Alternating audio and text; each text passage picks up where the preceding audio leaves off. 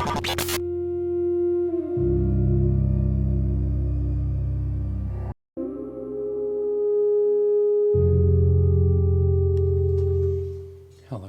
and welcome to Model Philosophy. This essay is part of a series exploring the emergence of Machina, Sapientia, a post-anthropocentric philosophy looking towards an era in which intelligence is no longer human alone. Essay 1. The Invention We Cannot Abandon. Part 1. The Shape of Irreversibility. There's an inevitability to our collective response to the introduction of artificial intelligence. What is new is often feared to be the beginning of the end of humanity. The machines will take over. This fear is followed by denial. What is being created is an inferior echo of the humanity that created it.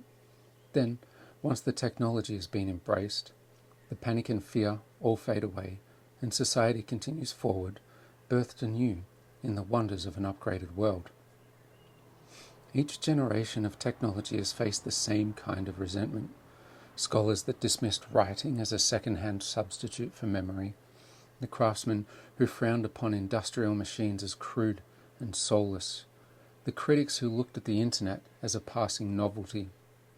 Such protests seem to be panic in the novelty of a new frontier, draped as wisdom, predicting downfall, but they're often more the result of refusing to accept that the change has already happened. What an older generation calls corruption, the younger will not even notice in their day-to-day life. The pattern repeats when new technology creates a shift. What was once different becomes necessary, and what was once luxury becomes lifeblood. We did not return to wired phones once mobility was granted, nor did we abandon the internet once it infiltrated our work and our homes. The same will happen with artificial intelligence. In the early years, resistance may be loud, but the permanence of technology belongs in the habits that follow, not in the protests that precede. The generations now coming of age will not know a world without it, and in time, living without AI will feel impossible, not some kind of separatist virtue. Machine learning may not become the apocalyptic Skynet of cinema, but it will become what the internet already is. Infrastructure, like the lounge room couch, invisible, part of everyday life, until it fails. But it will be indispensable, the lifeblood of a civilization and its function. The chorus of dissent. Every age has announced its resistance, a chorus cry against new technologies bringing change. They often share the same voice, the same solemnity we hear about artificial intelligence. In Plato's Phaedrus, Socrates warns that writing will create forgetfulness in the learners' souls because it will not use their memories. What was once shown to create permanence was denounced as erosion, a reconstitution of dead text for living wisdom. The script survived, then ruled, until the warning ushered by Socrates itself reached us by being written down. Centuries later, after Gutenberg's press scattered letters across Europe, critics accused it of flooding the world with lies and heresies. Johann Faust was said to have sold black magic in Paris when he arrived with books that appeared impossibly uniform. The printing press was seen as a tool of corruption, a distortion of knowledge once controlled by clerics. The same press that Luther would use to ignite the Reformation was, in its first years, cast as an engine of chaos. Industrial machines provoked outrage no less visceral. William Blake, already lamenting the rise of dark satanic mills in the early 19th century, captured a poetry, the same dread the working people would soon voice in revolt. The Luddites gave that dread a harder edge, smashing looms and frames, declaring them tools of dispossession. Their rage was not ignorance, it was clarity. Their petitions, they insisted that we wish to live peaceably and honestly by our labour, and to train our children in the paths of virtue and rectitude, but we cannot accomplish our wishes. Even the automobile, now so banal as to be invisible, arrived under suspicion. In 1902, the New York Times condemned cars as a luxury for the wealthy, predicting that they would never replace horses for practical transport. Years later, a medical journal warned that the dust from automobiles should be regarded as insanitary nuisance. The car was denounced as dangerous, noisy, and impractical. The same chorus repeated with radio and television. In 1936, the New York Times doubted that television would ever replace radio, noting it required too much effort from the viewer. Huxley, surveying the early broadcasts, declared television the greatest instrument of mass distraction in the history of the world. And later, Neil Postman would call it the command center of a new epistemology, in which discourse was reduced to entertainment. He was not wrong, but by then the television was already in every home. The internet was dismissed in its infancy. In 1995, Clifford Stoll wrote that no online database will replace your daily newspaper, and that remote shopping, schooling, and communities were overhyped fantasies. Inside one generation, each of these predictions collapsed into irony. The internet did not fail to replace any of those things. It consumed them. And now we cannot recall what it is like to live without the infrastructure. Each protest in its time felt rational. Each warning carried truth. Writing did alter memory. The press did spread heresy. Machines destroyed crafts. Cars brought accidents. Television brought distraction. And the internet scatters attention. These warnings had substance, but no power to alter the course that was already set in motion. Human beings may mourn the cost of their tools, of their history, but we never seem to abandon them. Part 3. The Ecology of Tools. Media ecology studies how human environments are shaped by communication technologies. Each new technology creates its own conditions of thought and behavior, reshaping the ways people live and even survive. Marshall McLuhan, who developed the idea of media's impact on the human race, began developing these ideas during his university studies.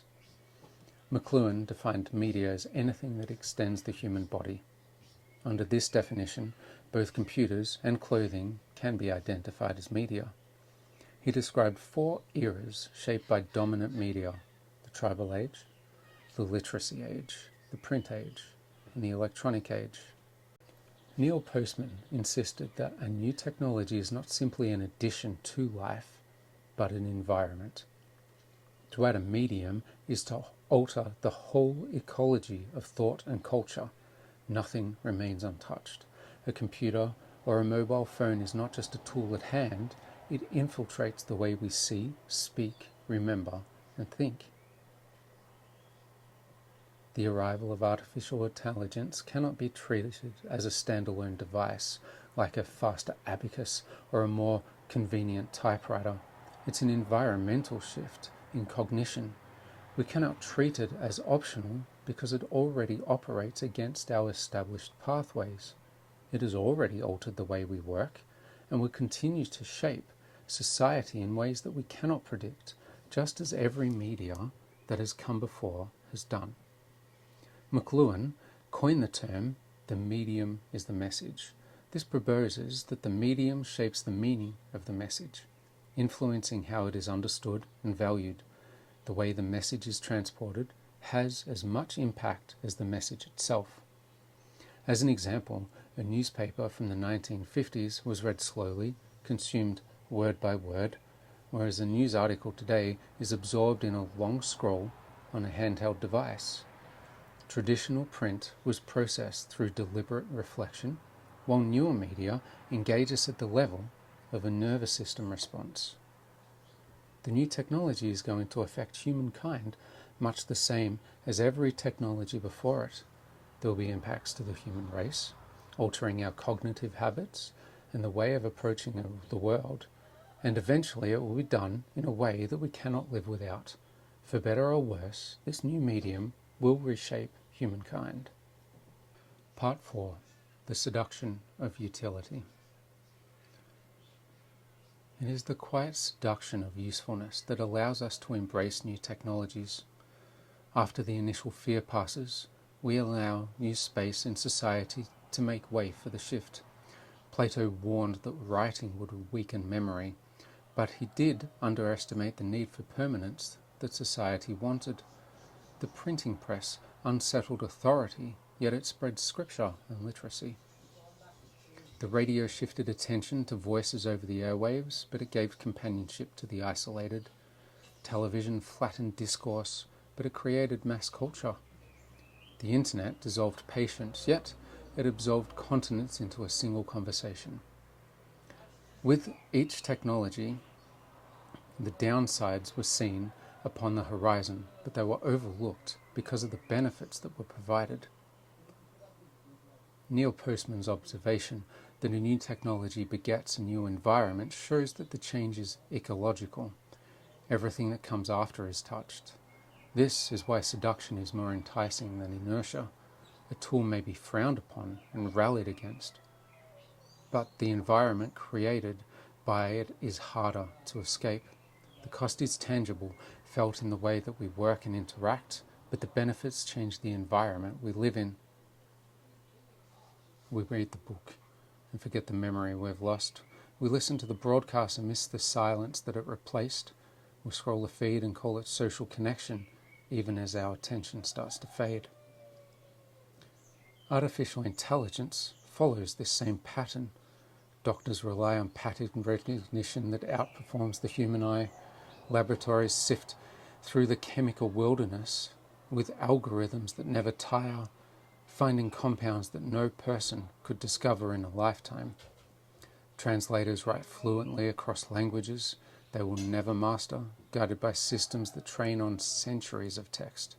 Each of these utilities is decisive, offer a structural advantage that the previous system couldn't offer. It's the seduction of this utility with new technologies that always carries us forward. The difference with AI is not the shape of the whole made in humanity, but the depth.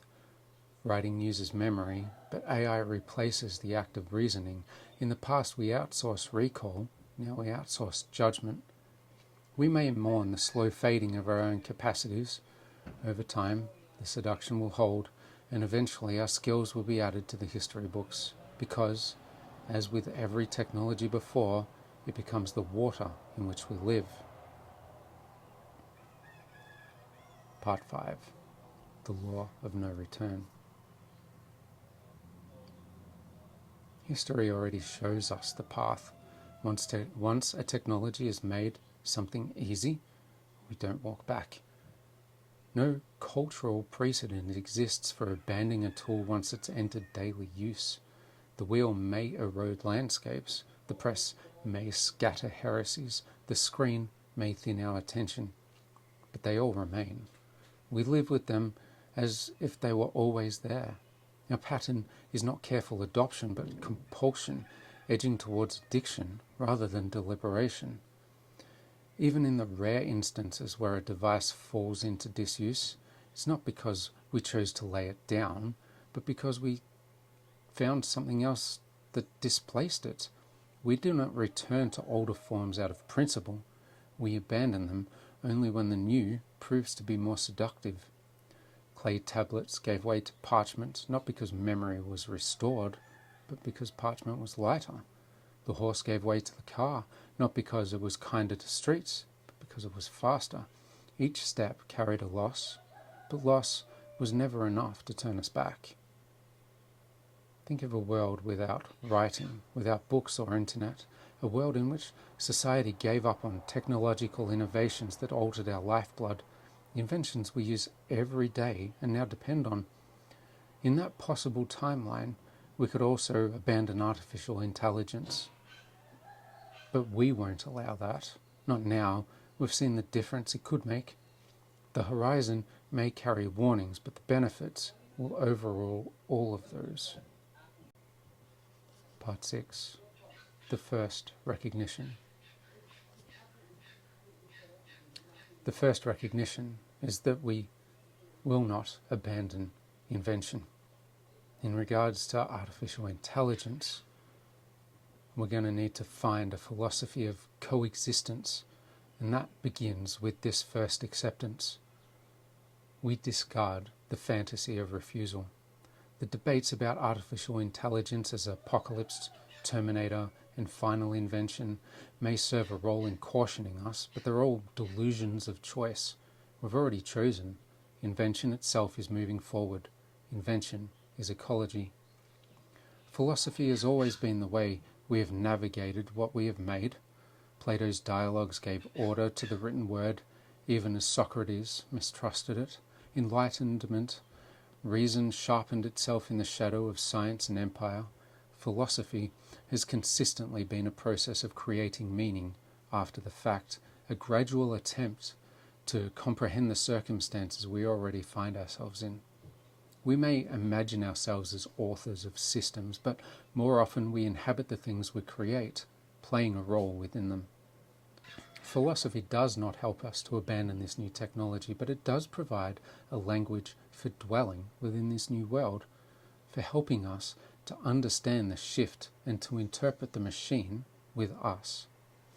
Philosophy helps us to ask, as those before asked in the wake of writing, print and electricity, what kind of life remains when invention has already started to settle in our world. For the first time, the horizon contains an unfamiliar sight. Philosophy has traditionally been created by humans for the benefit of humans, but now it must evolve into something different. We not only need to interpret life with what we have made, but also to interpret life with it. The machine, this extra intelligence, now operates alongside humanity. It's my proposition to call this post-anthropocentric philosophy. It's a philosophy that welcomes the machine as another intelligence that operates alongside ours. The machine becomes part of the horizon, neither God nor servant, but a companion and a mirror. This is the first essay in a series to try and unpack this.